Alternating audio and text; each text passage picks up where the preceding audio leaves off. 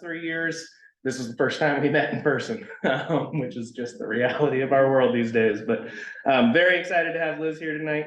Her portfolio with Pew is focusing on conservation and coastal and nearshore habitats in the Pacific Northwest, including advancing policy and management efforts to help sustain coastal watersheds, the services they provide for people, coastal economies, and nature in a changing climate. She's worked for for-profit, nonprofit, and government sectors, including Department of Land Conservation and Development, Oregon Department of Fish and Wildlife, and started her career restoring streams and wetlands in the Southwest down in Arizona. And we shared a little bonding there about how you work with the neighbors that'll talk to you and will let you in the door, and you do good work on those properties, and then they work on their neighbors, and building off that bit of community in every little community up and down the West Coast, all throughout the US. That's how all us watershed councils work. And that's great. And we're very excited to hear about Liz and about blue carbon from the policy side. We also talked about how this is kind of a somewhat high level kind of policy view of the blue carbon picture. And we're actually looking to do a couple follow-up presentations from some scientists that are doing work around blue carbon. Nature Conservancy has a big effort that's going to be turning to the Equina, looking at blue carbon. So we're hoping this is kind of the first of a series of this blue carbon picture. And I'll wrap it up there. And please join me in welcoming Liz up to present tonight.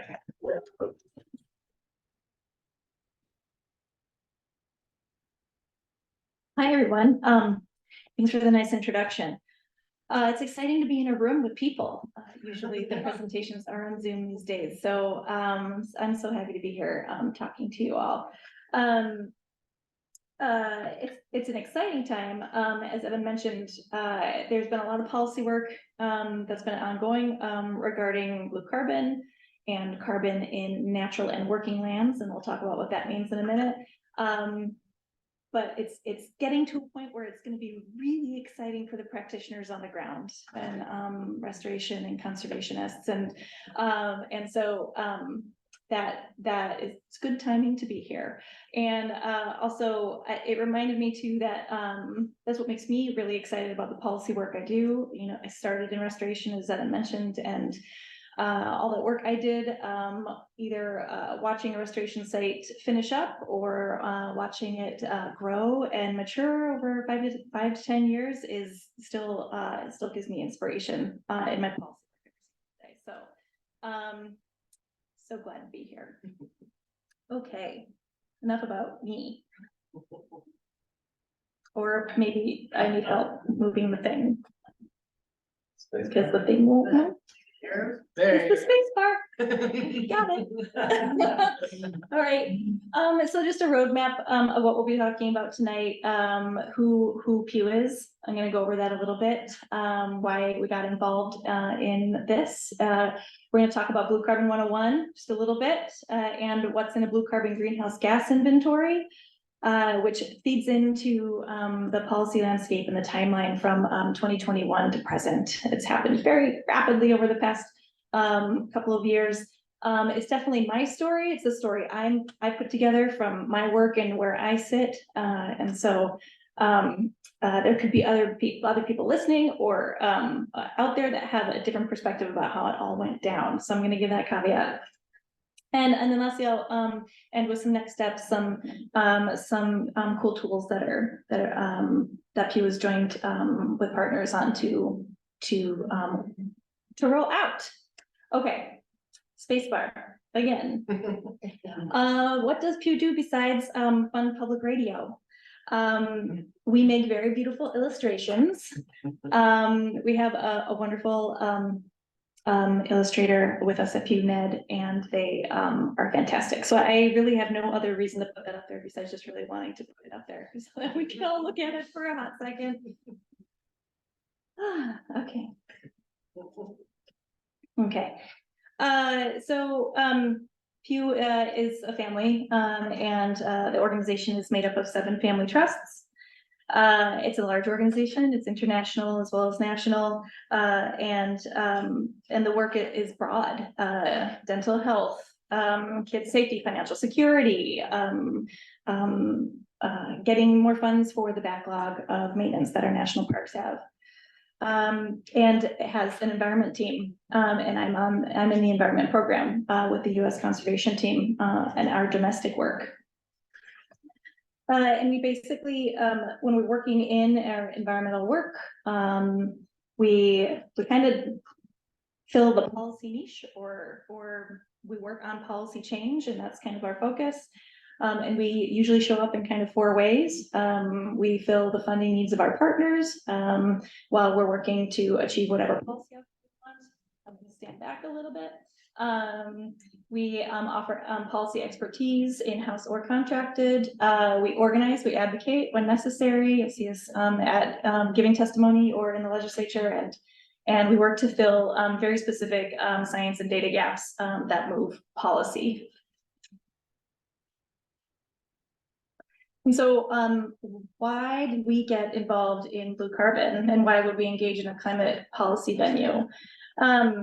We started working in blue carbon in order to elevate coastal habitats like tidal wetlands and seagrasses, elevate their importance as blue carbon sinks in order to advance protection, conservation, and restoration. So that was our biggest aim. And and it has several benefits, right? Or there's several thrusts of why you might do so. This work in particular is super connected to the underpinning science and data, which is a great place to be. You want science informing your policy. This is a fabulous example. This right now, carbon, our climate aims, reducing greenhouse gas emissions is a high policy priority in some states. Right now, especially, can unlock significant amounts of public funding, and the plans, climate plans, greenhouse gas emission reduction plans are often tracked and updated, helping with accountability and durability of what we're doing, right?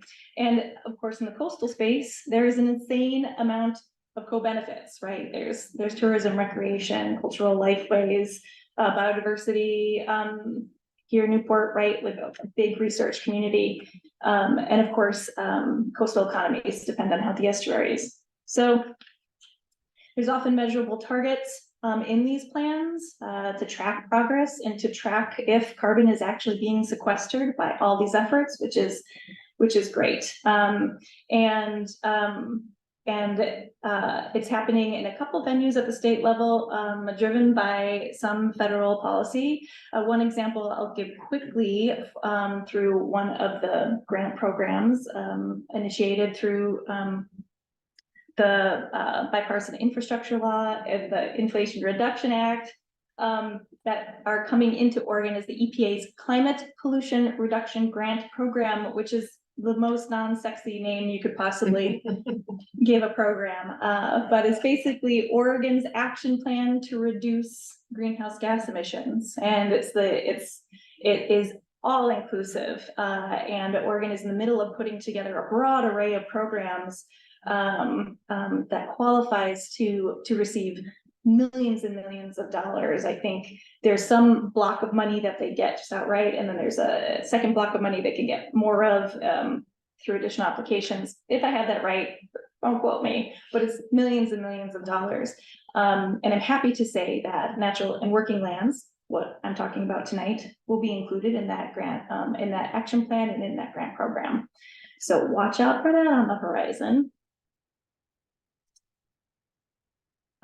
So real quickly, Blue Carbon 101, just to make sure we're all on the same page. Another fancy term that is that was used in the law that passed this spring at the state legislature is natural climate solutions, which is basically nature-based work, what the Mid-Coast Watershed Council does, restoring and protecting land as a natural climate solution. So in that land, in its restoration, will sequester more carbon. With that land is protected, it will maintain those carbon stocks and continue to store carbon. Turns out that coastal wetlands and seagrasses store a tremendous amount of carbon on par with temperate forests that we're used to hearing about. Stores a ton of carbon in Oregon. Tidal forested wetlands or tidal swamps with the Sitka spruce trees on top are heavy hitters on our coast. And since we're restoring so much of that, we have great potential in this arena to help Oregon achieve its greenhouse gas emission reduction goals. Let me make sure. Essentially, I'm just gonna start with the essentially, right? Blue carbon is storing carbon in, or the sequestered carbon in eelgrass, marshes, tidal wetlands, kelp forests. There's even marine elements of blue carbon stored in the seafloor as marine mammal bodies fall to the seafloor. And I will touch on a little bit where the science is for each of those kind of things and why or why not they were not included in this first initial effort at the state. It gets wonky quick, so I'm gonna try and stay high level. And one additional point is that, and I might have just hit on it with what I just said, but it's really important to remember that when we're talking about a natural climate solution, we're talking about not just what kind of habitat or what sequesters carbon, because everything sequesters carbon. I sequester carbon. We're all made of carbon. So it's about trying to find those habitats that we can prioritize and invest in to quickly expand and leverage to reduce our emissions. So it's kind of this funky math to not just sequester the carbon, but to do so at a rate significant enough that it could actually really help us out of our jam that we're in. Okay, so why Oregon? And it turns out Oregon wins when it comes to the data. So the Pacific Northwest Blue Carbon Working Group is largely responsible for that. So when it comes to data quantity or the amount of soil cores that we have in our region, we win. And when it comes to data quality or the how much information we gain from those cores, we also win.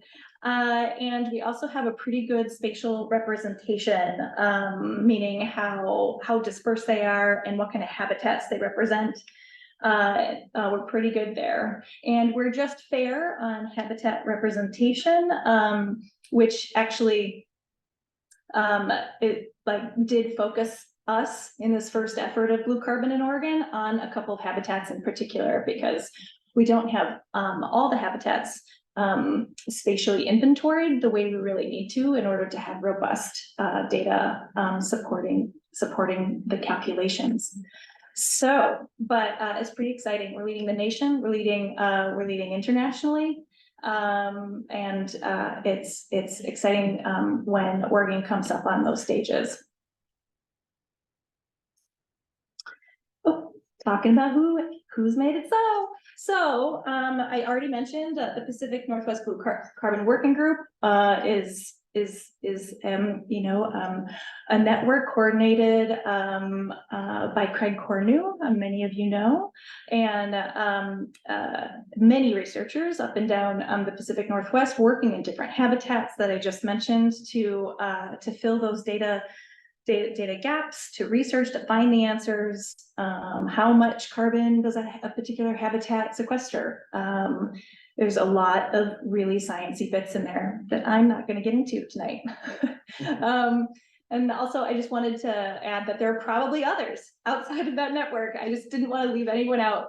Our carbon data comes from everywhere. And I did bring the list of data that was used in Oregon, if there's any of you that really want to know the data.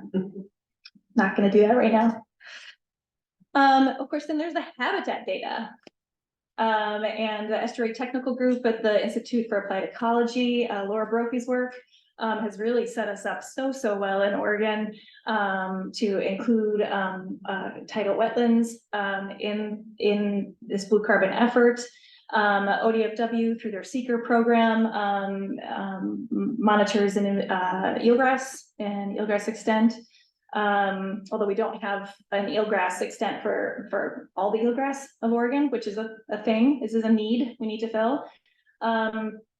And then, of course, the Oregon Coastal Management Program has curated and worked with these entities, has curated the data and worked with these entities for a very long time, getting different grants to fill in all the habitat data to support researchers that are doing the work in the field. And there are likely others too that I am forgetting, so caveat there. So all this comes together, the carbon data plus the habitat data equals a blue carbon greenhouse gas inventory. And so when Pew started our work in Oregon, we got together with the entities that I just ran through, and we also brought along Sylvestrum Climate Associates, who's known nationally and internationally for developing coastal wetland inventories. I think every time I talk with them, they're in some other far-flung country. It is quite amazing. But that's a very simple equation. Their actual carbon spreadsheet is most insanely complicated Excel spreadsheet I've ever seen in my life. And we can talk for a hot sec about what goes into it. So what goes into their spreadsheet to make it a greenhouse gas inventory? You've got to count the coastal habitat. So you need to count it, I mean, spatially. You need to know where it's at. So you need to know your types. I kind of just ran through like the forested tidal, the scrub shrub, the emergent, the eelgrass. You want to consider the land use, and the land use changes over time.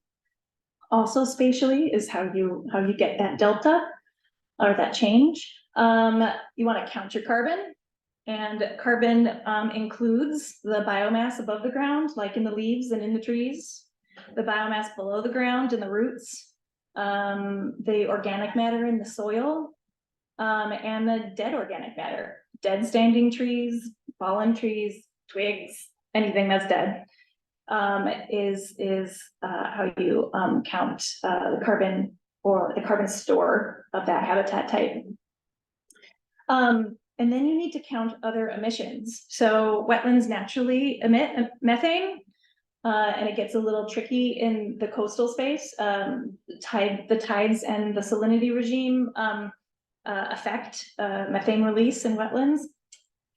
That's about all I know about that. And nitrous oxide is also a greenhouse gas that's emitted through aquaculture practices. We don't track that in the state of Oregon. Some states do. Oregon has a very small aquaculture industry right now anyway. And that's also all I know about that. So I would be particularly interested in that talk to put on your list. Okay, so you also need to calculate the potential. So if you need to identify where you could possibly restore wetlands and where that could occur, and then you would increase your carbon sequestration. It either protects already stored carbon or you would restore it. And that creates your greenhouse gas inventory. Oh, I just was reminding you of the easy equation. Okay.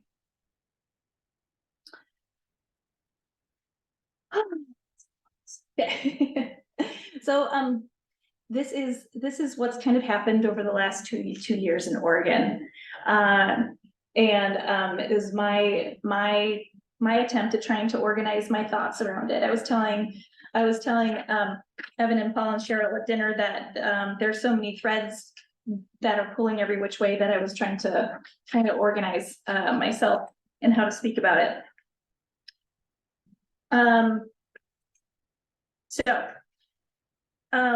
Phase one, we're going to call initiation, and phase two is going to be kind of policy establishment and governance establishment, or how the state is kind of organizing itself and its agencies around doing the thing. And then 3 is implementation. Phase 3 is implementation, what's happening right now. We've kind of gotten past some policy establishment and we're in implementation, and it's getting really exciting.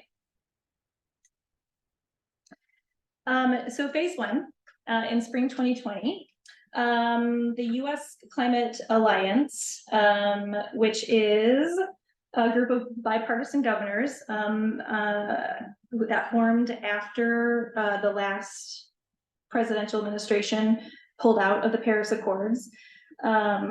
That working together, they decided that they would like to secure America's net zero future by advancing state-led high-impact climate action. And they launched the Natural Working Lands Challenge in 2020. They formed in 2017. Natural Working Lands, I think, no, I haven't defined yet. So it obviously includes blue carbon, so we're interested in that. It includes freshwater wetlands. It can include timber and forests. It can include grasslands. It includes rangelands, agricultural landscapes. Anything natural and working under that paradigm. Natural working lands sequester a significant amount of our emissions. So about 12% of the US's annual emissions could be helped by natural working lands. So Governor Brown answered that challenge and issued EO 2004 in 2020, directed the state agencies to do a certain amount of legwork to figure out what they could do under their current authorities to reduce emissions, but then also directed the Oregon Climate Action Commission, or what used to be called until this last spring, the Oregon Global Warming Commission, which I think we're probably all more familiar with, to create recommendations for natural and working lands.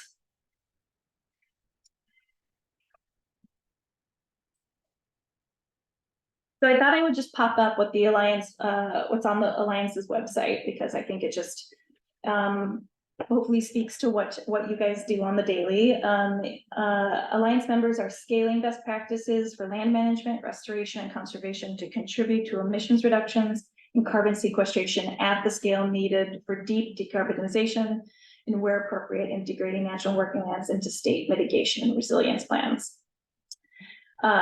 So that's just a lovely sentence, and I wanted to make sure we're all on the same page about what that means. I'll offer here too that in natural and working lands is kind of treated like a sector when the agencies are talking about greenhouse gas emissions like writ large. So there's like natural working land sector, transportation sector, other sectors that I'm blanking on right now. And usually we hear about fixes or technological fixes in the transportation sector, right? Or I mean other sectors like electric cars, right? And public transportation and walkable or bikeable cities. Like that's how you reduce greenhouse gas emissions in the transportation sector, which is our largest emitter in Oregon. National working lands sector is kind of talked about relative to that. But we're focusing here on restoration and conservation. So we work together with the folks that I mentioned, the Pacific Northwest Blue Carbon Working Group, Silvestrum, IAE, to create the first blue carbon greenhouse gas inventory in order to demonstrate that blue carbon should be included in the Climate Action Commission's recommendations. The findings of that white paper are on IAE's website, and it's focused on coastal wetland and eelgrass because of the data that I mentioned was really robust for those habitats currently. Stated that Oregon's coastal wetlands are net carbon sinks, and that restoring these carbon-rich habitats would represent important contributions to overall climate mitigation strategy for Oregon. And it was awesome. The commission included the blue carbon white paper and elements of that in their recommendations to the governor in August 2021.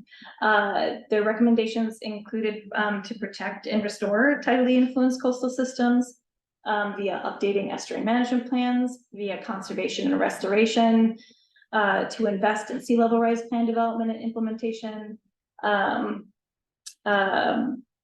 to use targeted investments and incentives for conservation and restoration, and conduct the Estuary Resilience Action Plan coastwide, which I understand is just getting kicked off in the Yaquina area. So that was very exciting to see all those recommendations in that 2021 proposal. They also made recommendations to fill critical data gaps. And so this definitely overlapped with some of your work, development of a comprehensive map of restored and restorable and least disturbed tidal wetlands, completion of more consistent mapping of eelgrass in all Oregon estuaries, a completion of more consistent mapping of kelp, although I understand that's being undertaken by the Oregon Kelp Alliance now and ODFW, which is fabulous, and other partners. And research to better understand the sequestration benefits of protecting, restoring eelgrass and kelp. So that was so exciting and fabulous and a major milestone. And then all these questions erupted after the recommendations kind of went in. So how does blue carbon fit into the larger national working land sector? And what actions sequester the most blue carbon? And what will daily operations look like for agencies? So I just wanted to pop back to the timeline real quick. There was a pause there. You see August 2021, the proposal was accepted. And then in phase 2, as we enter phase 2 into policy establishment, 2 things kind of happen simultaneously. Oops. Yeah. In the fall of 2022, the commission, the Climate Action Commission, kind of convened, or they received grants through NRCS and the U.S. Climate Alliance to work on this. So there technically was an offered blue carbon greenhouse gas inventory, but there wasn't really any. How would Oregon do it for the whole national working land sector? And so the Institute for Natural Resources led the project, and they included 5 landscapes: agricultural, blue carbon, rangelands, grasslands, forests and woodlands, and urban, suburban. They did all the things on this slide. They established a project team, a technical advisory team, and a stakeholder advisory group, which Pew was on. And long story short, the stakeholder advisory committee definitely advocated for as many practices, like what would it actually look like on the ground, as possible. And the technical group was definitely looking at that equation at the bottom, like, do we have the carbon data? Is there the habitat data? Or enough information about practices to make this national working lands inventory? In the report relative to the blue carbon section, we got tidal wetland conservation included, which means protection and greater regulation or other conservation mechanisms. Tidal wetland restoration is recommended, and seagrass conservation protection is recommended. Three practices turned out to be emerging, mostly because the science right now is still coming in, whether it's habitat extent or some carbon data, learning about the carbon cycle. And then quickly following, while that was all happening, because that was also happening in the spring of 2023, a natural climate solutions bill went through the legislature, and it did some really fabulous things. It defined national working lands, like I've just done with you tonight. It established natural working lands as a legitimate greenhouse gas emission reduction strategy for the state of Oregon, which is awesome. It required the agencies to set targets by 2025. So what would they aim for? It establishes a separate process to work with tribal nations to incorporate indigenous practices. It requires agencies to establish and maintain an inventory in their appropriate sector, and to work with the lead agency to maintain the state's national working lands inventory. So the Oregon Coastal Management Program will continue working with all the data specialists to curate that data and make sure it gets funneled up into the state's national working lands inventory. Excitingly, it also established a permanent fund for natural climate solutions on private lands. So that fund was provided $10 million this legislative session, and the deputy director of ODFW is on assignment at the governor's office, trying to figure out how to use that $10 million really rapidly. And the legislature will approve that, and then it'll get dispersed to the agencies in April. Most of it going to private landowners or technical assistance to help private landowners do that work on their land. So I just, so now we're in the now. So the legislation passed, which is fabulous. And I mentioned the fund and what's happening right now with the fund. And also, they're really in it when it comes to the creation of the statewide inventory. So they have contractors to help them with the statewide inventory. And they're going through the same process that the small group of us did for the blue carbon inventory. And they're busy creating their institutional arrangements, how they will work together, all the state agencies coming together to figure out how to gather the data and to organize it.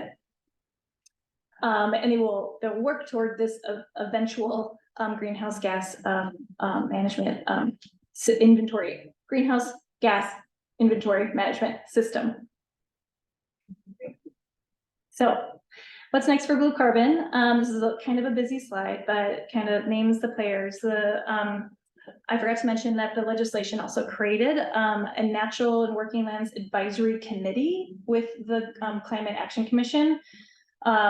Fully encourage anyone to apply that wants to support coastal wetlands and be an advocate for coastal wetlands in that group.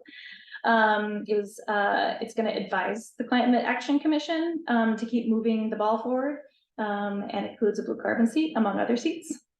The legislation also created an interagency working group between ODFW, DLCD, ODA, ODF, OWEB, so that they could implement everything that I've talked about here. Oregon Coastal Management Program is,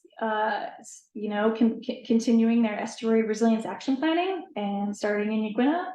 They're leveraging federal funding opportunities, applying to a NOAA climate resilience regional grant, and continuing their data role. And the Blue Carbon Working Group, of course, is going to continue filling science and figuring out how carbon works in these systems. I think I mentioned mostly everything on this page, but just wanted to kind of draw the threads together. There is an estuary management plan update guidance document coming out from the state. I think restoration and mitigation plans and the estuary management plans play an important role. In addition to the role they've always played, this is an extra incentive. And I talked about the EPA Climate Pollution Reduction Grant Program. And I wanted to mention that the Oregon Climate Action Commission is going to have a meeting on December 11th, where the portfolio for the projects of that first $10 million will be presented in draft form for public comment.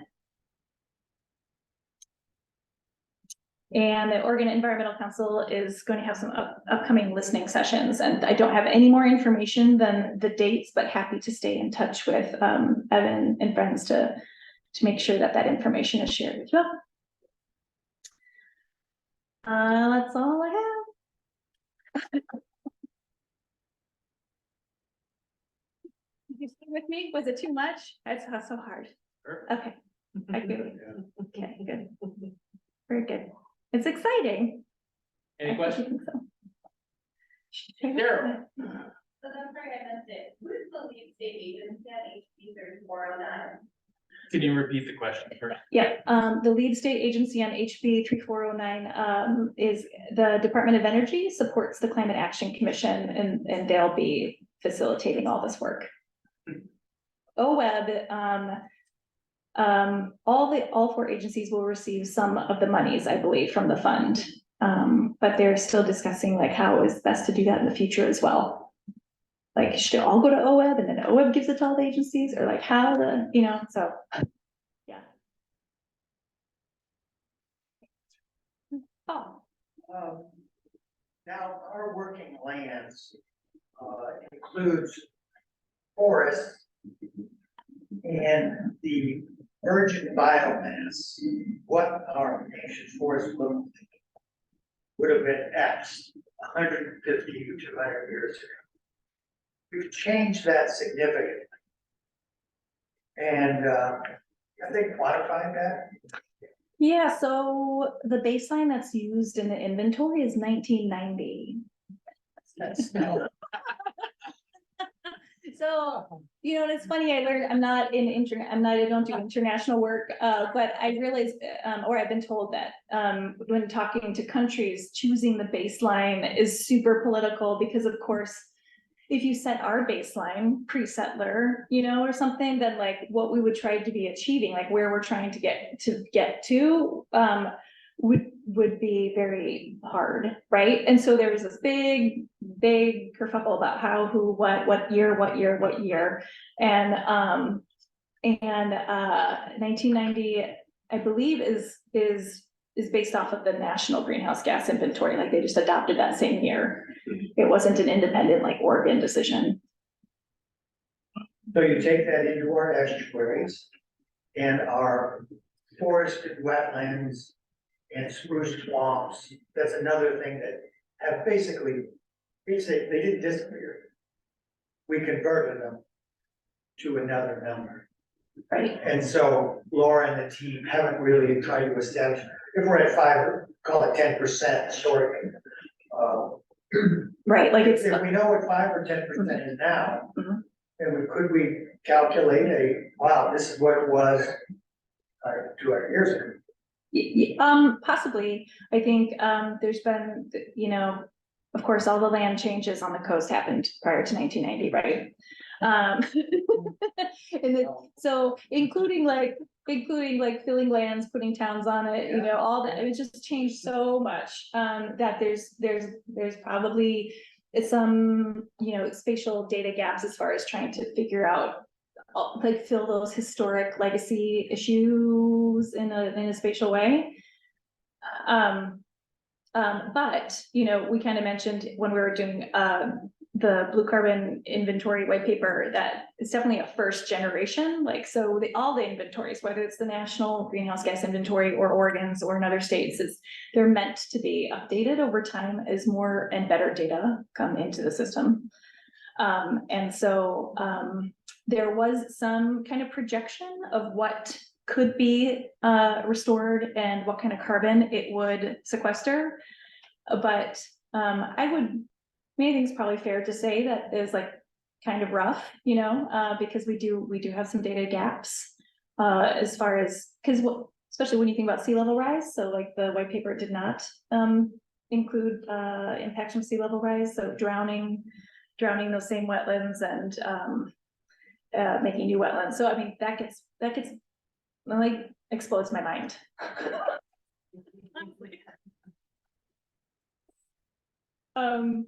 That doesn't really answer your question, Paul, but that's the best I can do. Cheryl? If you could speak at all to the accounting for like current restoration projects, so some that have happened in the last couple of years on the coast, or some that will be happening for while the accounting systems are getting put together. Like, are there things that need to be measured before restoration occurs, or the restoration work, how much work goes into the inventory and subsequent mitigation things? That's such a good question. So, yeah, oh, right. So if you're doing a restoration project, are there things to measure prior to doing a restoration project so that you can understand what kind of carbon you sequestered after the restoration project? Okay, first, an aside. OWEB has provided grant funds to the same team that I mentioned and advising on that team for a blue carbon calculator. And that calculator will hopefully have a really friendly user interface so that restorationists can kind of at the parcel level look at a piece of land and figure out how to maximize their design without getting to, you know, like, we love co-benefits, so we're not, but like to look at like, okay, this is about like the blue carbon that will be that will result from this design. And so that leads me to believe that you don't necessarily need to do like your own soil cores or your own science work before you get to the restoration part, which is the cool part about where we're at today with the science about these types of habitats, right? So if you have enough science about those habitats, you're kind of assuming, you know, like, oh, it's similar. We have enough cores of this habitat in emergent wetlands or scrub wetlands or Sitka-spruce wetlands that we're going to kind of assign. We are confident that we can assign that carbon value to this, and the rates of sequestration over time over the next 50 to 100 whatever years.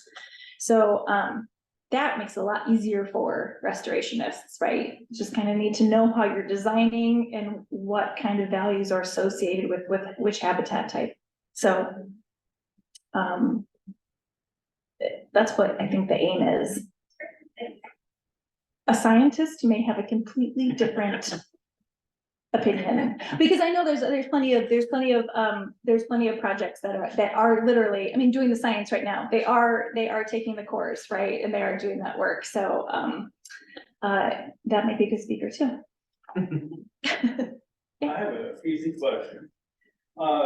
In blue carbon, blue, is that an acronym or is it part of the? It's so funny, we talked about this during dinner. So the freshwater wetlands are considered teal carbon, and salty wetlands are considered, or salty habitats are considered blue carbon.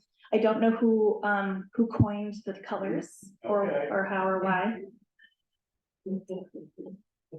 No, I know. Yes. And actually, Oregon, talking about freshwater wetlands for a hot second.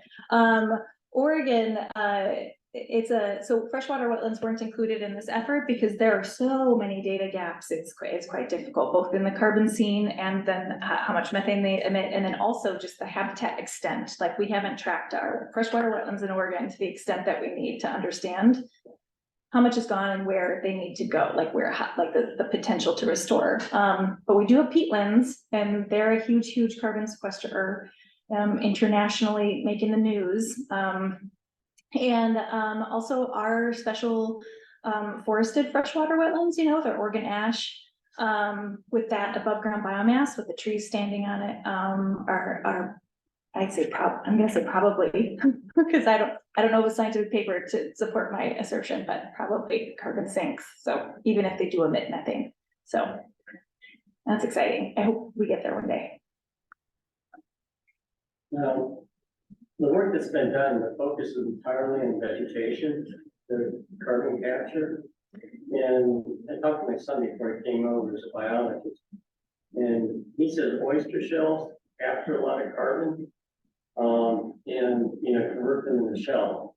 When the shells don't decompose as rapidly as a lot of vegetation decomposes. And even in Chesapeake Bay 10 years ago, they're getting carbon credit for growing oysters. But it sounds like that's been a little left out of this whole project.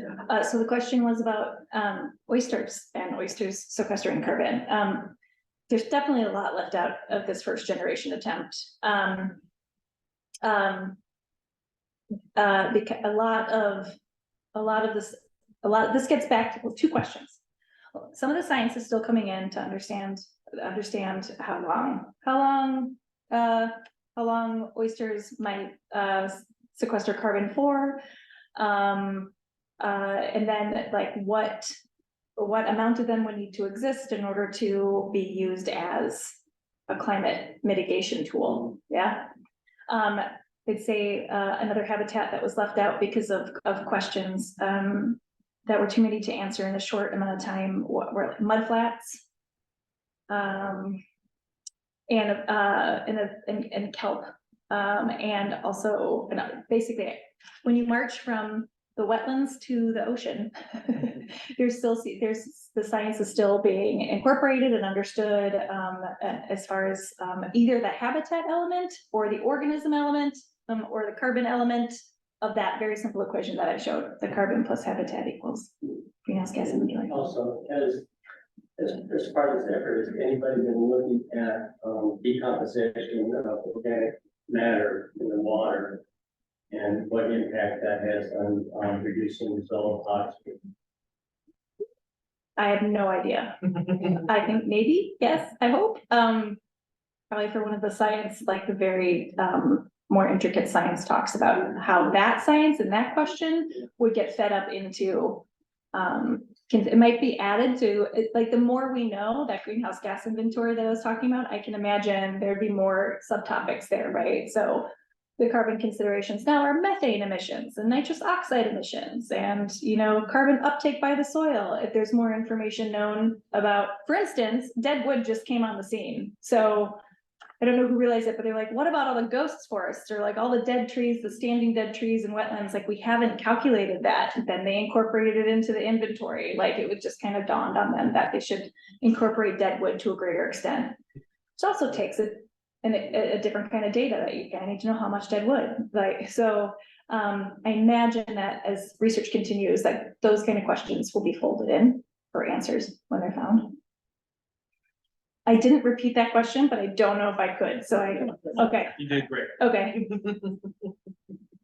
We have a couple, one online. Is there any extra funding for tide gate repairs for fish passage to open historical tidal flooding plains?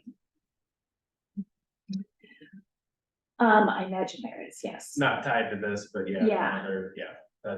OWEB had a tide gate group and Business Oregon was funding part of it to kind of streamline that for private landowners, and then just normal OWEB money would be able to go to that type of thing, but not specifically for the Yeah. carbon piece. So Evan was just speaking to OWEB money and the federal funding money, streams of money come to mind, and specifically for the Natural Climate Solutions Fund I was just talking about.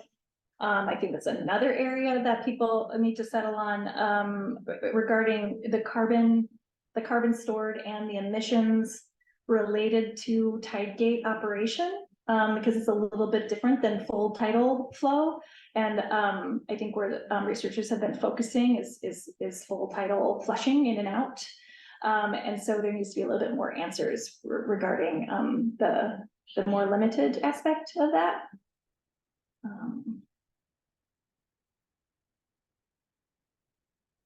One more, Paul? I got an easy one, I think. Yeah, right. You guys have good It's questions. in that blue and teal discussion. The idea of what we need to do to recover our watersheds, including estuaries in the near shore, because that's our watershed council focus. So when some of us started this, we knew we had water quality problems. We were planting trees to shade the water. Now we realize, oh, and it's also to recover fish, and it's also a carbon storage. And I'm just really drawing attention to the co-benefit. Paul Engelmeyer is drawing attention to the co-benefits. Am I accurate on that for the public, that we're doing these things with all of these other benefits, Yeah, as well as the in time benefits? yeah. Yeah, so we, when Pew comments on this kind of work, we also put on the hat of co-benefits, you know, to say that as long as the practices are carbon positive, like there is low investment risk in this kind of stuff, because there's so many, it supports so much, right? That you're gonna have a good outcome for something, even if you don't quite hit your carbon target, because the list goes on and on and on and on. So we had a speaker a while ago from Christy DeVal talking about co-benefits of riparian restoration. She was focused a lot on birds and species benefits. 30 to 40% of the birds are riparian dependent species. So it's really a real positive thing when you realize, yeah, we're planning it. And right now, birds are nesting in trees, fifth graders planting in our community. But we weren't accounting for carbon. And now we are. We've got a little project with some students from OSU working on PhDs and that issue of co-benefits Cool. and carbon storage. So we're in new territory. To me, it's pretty exciting to be a part of these things that are going to be in reality intergenerational. Yeah. There's very exciting, there's some answers and a lot of questions, but there's some movement, which is awesome. All right, we'll wrap it up there.